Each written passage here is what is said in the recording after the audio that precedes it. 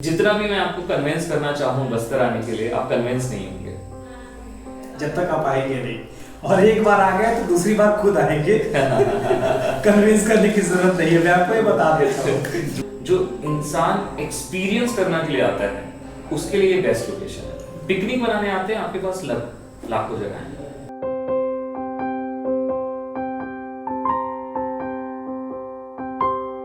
तो बस्तर और दंतेवाड़ा, इन जगहों का नाम सुनते ही आपको लगता होगा कि यहाँ पे टूरिज़्म मतलब कि बिल्कुल नहीं होगा, यहाँ पे देखने लायक जगह नहीं होंगी और यहाँ के हर लोग उस टाइप के लोग होंगे।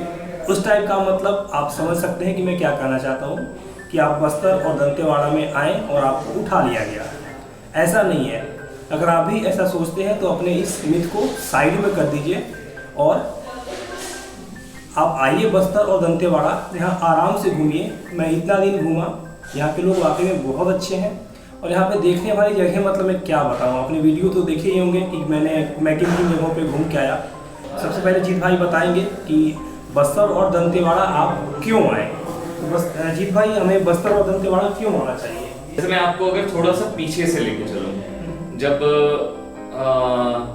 इस क्षेत्र को दंडकारण्य बोला जाता था पहले, जो आपने रामायण में इसका वर्णन है, जिसको बोला जाता था जब राम जी वनवास से अयोध्या से निकले थे और जिस जगह पे उन्होंने अपने 10 से 13 साल व्यतीत किए थे वो डंडक वन में था और डंडक वन इसी क्षेत्र को दंडकारण्य में बोला जाता है, तो वो बस्तर का क्षेत्र है। तो सबसे पहले जो मैथोलॉजिकल आपका इसकी वैल्यू काफी पौराणिक बहुत ज्यादा वैल्यू है। सेकेंडली यहाँ पे काफी सारे राजाएं रहे हैं जो जिनको राक्षस गण का माना गया है, असुर गण का माना गया है। जैसे आप बाणासुर, जहाँ पे आप रहे भी थे, बाणसुर, उसको बाण असुर के नाम से फेमस है। तो ये बहुत सारा असुरों का गढ़ रहा है। तो इस जगह पे देखा जाए तो ये बहुत ही अच्छा असुर ट्राइब का एक काफी फेमस जगह था। तीसरा अगर एलिमेंट लिया जाए तो ये फॉरेस्ट रीजन बहुत प्यारा है क्योंकि जंगल यहाँ पे भरा पड़ा है। तो यहाँ पे 50 से अधिक जलप्रपात है। 50 से अधिक? 50 से अधिक सिर्फ बस्तर और दंतेवाड़ा में? जी, बस्तर, दंतेवाड़ा और एक कोंडा गांव का क्षेत्र को मिला देते हैं और हर साल 2-3 नए जलप्रपात ऐड होते हैं। तो 50 से ज्यादा जलप्रपात हैं। उसमें सबसे बड़ा जो 600 फीट हाइट के हैं, ऐसे 600 फीट यानी 300 फीट से हाइट से ऊपर वाले 10 से 15 जलप्रपात हैं, यानी काफी बड़ा होता है। और इंडिया का सबसे चौड़ा जलप्रपात जो है चित्रकूट वाटरफॉल, वो ये यहाँ पे। दूसरा अगर आप देखें तो यह दंतेवाड़ा में शक्तिपीठ है।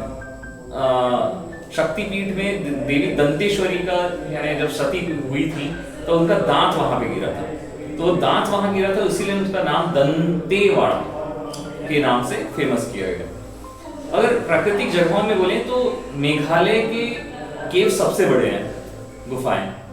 और यहाँ पे अगर आप देखें कांगेर वैली नेशनल पार्क में सबसे इंडिया का सबसे second largest series of caves है, यानी करीबन 57 आइडेंटिफाइड केव्स है और हर बार कुछ ना कुछ मिल रहा है। तो 57 केव एक जगह पे होना यानी काफी बड़ी बातें होती है, वो भी नेचुरल केव्स।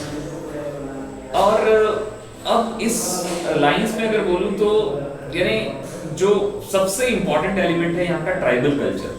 तो यहाँ पे डंडामी माड़िया मिलते हैं, बाइसन हॉर्न माड़िया जिनको बोला जाता है, मुरिया है, ध्रुवा है, दोरला है, ऐसे 10 से अधिक ट्राइबल हैं। और उनका क्योंकि यहाँ पे छत्तीसगढ़ बने हुए जिससे 20 साल ही हुए हैं, तो यहाँ पे उस तरीके का डेवलपमेंट नहीं पहुंच पाया, तो कल्चर काफी इंटैक्ट बचा हुआ है अभी। तो आप इन सारी चीजों को देखें, पहाड़ हैं, नदियां हैं,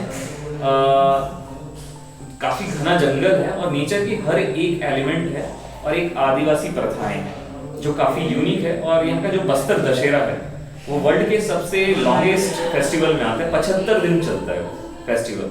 ऐसी यूनिक चीजें आपको कहीं ऐसे अनएक्सप्लोर्ड जगह पे ही मिलता है, या और ऐसे जगह फेमस भी नहीं है जिसके नकारात्मक छवि के कारण ये इतने फेमस भी नहीं हो पाए। इसी का लिए हम कहते हैं अगर आपको एक ऑफबीट डेस्टिनेशन आना है, कंप्लीट एक ऑफबीट डेस्टिनेशन, एक एक्सपीरियंस लेना है, तो आपको ये सबसे बेस्ट है। तो आपने कहा कि एक अनएक्सप्लोर्ड जगह पे आना हो, मतलब कि लेस क्राउडेड हो और एक अलग एक्सपीरियंस लेना हो तो बस्तर आना चाहिए। मैं ये पूछना चाहता हूँ कि बस्तर और दंतेवाड़ा नाम सुन के लोग डरने लगते हैं, क्या डरने की जरूरत है क्या? देखिए, मैं यहीं बॉर्न हुआ हूँ, यहीं का वासी हूँ। इतने वर्षों में आज तक मुझे ऐसे डर की भावना तो नहीं लगी, ना ही जिस चीज के लिए जो लोग डरते हैं उस चीज से कभी मुलाकात भी नहीं हुई। मतलब आपका मतलब नक्सलियों से है? जी। तो जब चीजों से मुलाकात ही नहीं हुई है, और जितने भी टूरिस्टिक प्लेसेस हैं जहाँ पे रोड्स हैं, जहाँ पे स्कूलें हैं, हर गांव में बिजली पहुंच चुकी है, वहां पे मुझे लगता है कि रिफ्ट कुछ है नहीं। लेकिन ये मैं जरूर कहूंगा कि ये बिल्कुल नकारा नहीं जा सकता इस चीज को, यहाँ पे नक्सलवाद है, और लेकिन वो जिस पॉकेट्स में है उस पॉकेट्स का रीचेबिलिटी हमारे पास भी नहीं रहती है, ना आपके पास होगी। तो आप एज ए टूरिस्ट जब आते हैं दंतेवाड़ा, या आप बस्तर आते हैं, या कोंडागांव, इन क्षेत्र में पूरे कंप्लीटली बस्तर संभाग में जब आते हैं, जहाँ पे 7 जिले हैं, इन 7 जिलों में जो भी टूरिस्टिक प्लेसेस हैं जो आपको गूगल मैप में मिल रहा है, वहाँ पे आप बिल्कुल बेहिचक बिना डर के जा सकते हैं। बस्तर और दंतेवाड़ा में घूमा, मतलब कि मैं कह सकता हूँ कि नॉर्थ इंडिया के कई सारे स्टेट्स के मुकाबले हाईली डेवलप्ड है। आपको गांव में भी पक्की सड़कें, एकदम चकाचक सड़कें मिलेंगी। आप कहीं भी चले जाइए, आपको छोटे अच्छे होम स्टेज मिल जाएंगे। इसके अलावा लोग काफ़ी हेल्पफुल हैं, अगर आप कहीं फंसते हैं तो आपकी हेल्प करेंगे।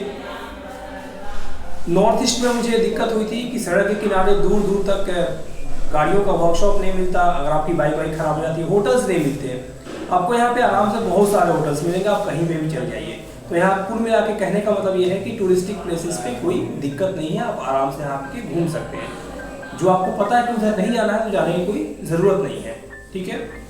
लेकिन अगर वो भी आप करना चाहते हैं तो जी भाई उसके लिए भी व्यवस्था आपके लिए कर सकते हैं, लेकिन उसके लिए इन्फॉर्मेशन चाहिए होती है। तो यहाँ सबसे जो इम्पोर्टेंट चीज़ है वो है इन्फॉर्मेशन। बिना इन्फॉर्मेशन के यहाँ कुछ नहीं होता। तो मैं आपसे पूछूं कि जैसे कोई टूरिस्ट अगर बस्तर और दंतेवाड़ा आ रहा है, उसके पास बहुत लिमिटेड टाइम है, तो 5 ऐसी चीज़ें बस्तर और दंतेवाड़ा में जो आप सजेस्ट करें कि ज़रूर देखें। वो आपके हिसाब से हो सकता है, चाहे वो टूरिस्टिक हो या चाहे एडवेंचरस हो, आप कुछ भी मिक्स कर सकते हैं। लेकिन वो पर्सनली आपको लगता है कि वो मतलब किसी बाहरी आदमी को बस्तर दंतेवाड़ा का पर्सपेक्टिव चेंज करने के लिए ज़रूर देखनी चाहिए। देखिए, मैं थोड़ा सा मिक्स करता हुआ मैं बताऊंगा आपको कि मैं चाहता हूँ कि ज़्यादातर लोग ना रात को लोकेशंस पे रुके। ओके, तो चित्रकूट देखें प्लस कैंपिंग करें रात में। जी, ठीक है। सेकेंडली ढोलकल में ट्रैक करें, दंतेवाड़ा में ढोलकल में ट्रैक करें, प्लस वहाँ के होम स्टे में रुके। तो ढोलकल का होम स्टे कहाँ पे है? ढोलकल का होम स्टे जस्ट उसके नीचे में ही है, पहाड़ के जस्ट नीचे में गांव है। अच्छा। और वहाँ पे एक होम स्टे है। तीसरा चीज है जो यूनिक अगर आप कहेंगे तो वो है बारसूर। बारसूर की हिस्ट्री को जानें, और आप मुचनार के रिवर में कैंप करें, इंद्रावती रिवर में कैंप करें। वो तीसरा चीज है। और क्लास में उसके एडिशनली आपको अबुझमाड़ का एक्सपीरियंस भी हो जाता है जो आपने किया था। चौथा चीज अगर मैं आपको बोलूं, आप यहाँ के फेस्टिवल्स को एंजॉय करने आए।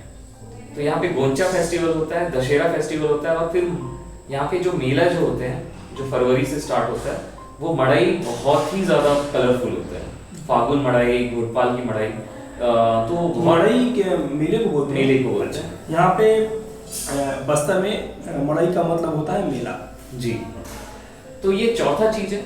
और जो पांचवा चीज है वो ये है कि आप कांगेर वैली नेशनल पार्क के केव्स जरूर देखें, और वहां पे बहुत ही अलग प्रजाति के बर्ड्स, तो वो बर्डिंग आप जरूर करें। तो ये 5 एक्सपीरियंसेस जो आपने बोला, वो 5 एक्सपीरियंस यही है। बिल्कुल बिल्कुल। कुछ वैसा मैसेज अगर आप देना चाहें यहाँ आने वाले ट्रैवलर्स को, और चाहे वो सोलो ट्रैवलर्स हो या फीमेल ट्रैवलर्स हो, मैं यही कहूंगा कि जितना भी मैं आपको कन्विंस करना चाहूँ बस्तर आने के लिए, आप कन्विंस नहीं होंगे जब तक आप आएंगे नहीं।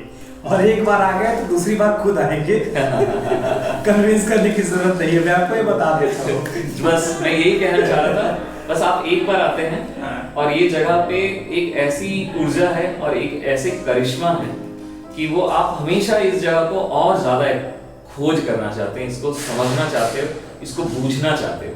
तो ये जगह पे आप ज्यादा से ज्यादा समय पे आए और खुद एक्सपीरियंस करें। और मैं यही कहना चाहूंगा सारे ट्रैवलर्स से, हमारे पास लोग अनएक्सप्लोर्ड बस्तर को एक ट्रस्ट वर्दी ऑर्गेनाइजेशन समझते हैं। ये शायद कुछ सालों में हम लोग ने अर्जित किया है। कम्युनिटी का ट्रस्ट, एडमिनिस्ट्रेशन का ट्रस्ट और स्पेशली जो गेस्ट आ रहे हैं उनका ट्रस्ट। तो ये जो ट्रस्ट है वो ट्रस्ट हम लोग तोड़ना नहीं चाहेंगे कभी, और इसीलिए क्योंकि हम सारा चीज़ें सेफली, सारे के लिए सेफली है। आज कहीं भी आप रुकते हैं आप सेफली हैं, पूरा नेटवर्क काम करता है आपका, और आप कहीं पे भी ट्रैवल कर सकते हैं जहां आपको इच्छा है। तो यानी बिल्कुल सेफ डेस्टिनेशन है, चाहे आप सोलो हो, बाइकर हो। यानी हम लोग खुद पसंद करते हैं कि सोलो हो, बाइकर्स हो, हिच हाइकर्स हो, वो साइकिलिस्ट हो, वो ज़्यादा है यहाँ पे आए, क्योंकि हम लोग मास टूरिज्म पे प्लान नहीं कर रहे। हम लोग बिल्कुल जो इंसान एक्सपीरियंस करने के लिए आता है उसके लिए बेस्ट लोकेशन है। पिकनिक बनाने आते हैं, आपके पास लाखों जगह है। तो कुल मिला के मामला ये है कि आप यहाँ पे आइए, आपकी सेफ्टी को कोई खतरा नहीं है।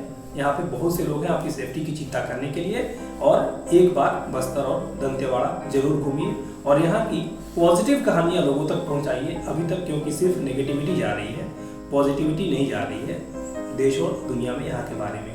तो यहाँ के लोग भी काफ़ी अच्छे हैं, यहाँ के लोगों को भी उतने ही सम्मान का अधिकार है जितना कि बाकी जगहों के जो टूरिस्टिक प्लेसेस हैं वहाँ के लोग कमाते हैं। और जिस तरीके से हम कहते हैं ना कि ये जगह तो स्वर्ग है और खूबसूरत है, तो वाकई में बस्तर दंतेवाड़ा भी स्वर्ग है। एक बार आकर देखिए। ठीक है जी भाई, धन्यवाद आपका। बहुत बहुत धन्यवाद।